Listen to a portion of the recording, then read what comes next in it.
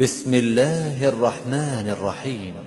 تبارك الذي بيده الملك وهو على كل شيء قدير، الذي خلق الموت والحياة ليبلوكم أيكم أحسن عملا وهو العزيز الغفور، الذي خلق 7 سماوات طباقا ما ترى في خلق الرحمن من تفاوت فارجع البصر هل ترى من فطور ثم ارجع البصر كرتين ينقلب إليك البصر خاسئا وهو حسير، ولقد زينا السماء الدنيا بمصابيح وجعلناها رجوما للشياطين وأعتدنا لهم عذاب السعير، وللذين كفروا بربهم عذاب جهنم وبئس المصير.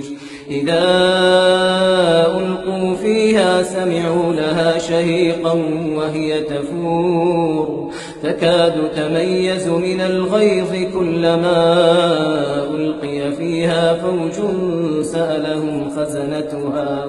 سألهم خزنتها ألم يأتكم نذير قالوا بلى قد جاءنا نذير فكذبنا وقلنا ما نزل الله من شيء إن أنتم إلا في ضلال كبير، وقالوا لو كنا نسمع أو نعقل ما كنا في أصحاب السعير، فاعترفوا بذنبهم فسحقا لأصحاب السعير. إن الذين يخشون ربهم بالغيب لهم مغفرة وأجر كبير، وأسروا قولكم أو اجهروا به إنه عليم بذات الصدور، ألا يعلم من خلق وهو اللطيف الخبير. هو الذي جعل لكم الأرض ذلولا فامشوا في مناكبها وكلوا من رزقه وإليه النشور. أأمنتم من في السماء أن يخسف بكم الأرض فإذا هي تمور أم أمنتم من في السماء أن يرسل عليكم حاصبا فستعلمون كيف نذير.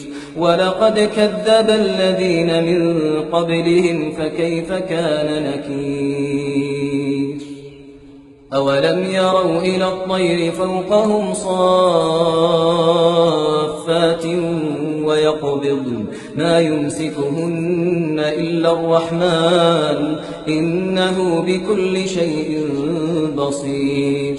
أمن هذا الذي هو جند لكم ينصركم من دون الرحمن إن الكافرون إلا في غرور. أمن هذا الذي يرزقكم إن أمسك رزقه بل لجوا في عتو ونفور. أفمن يمشي مكبا على وجهه أهدى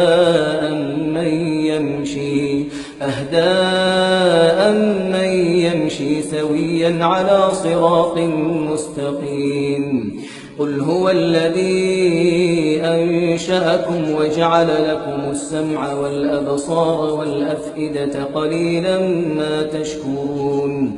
قل هو الذي ذرأكم في الأرض وإليه تحشرون. ويقولون متى هذا الوعد إن كنتم صادقين. قل إنما العلم عند الله وإنما أنا نذير مبين. فلما رأوه زلفة سيئت وجوه الذين كفروا وقيل هذا الذي كنتم به تدعون.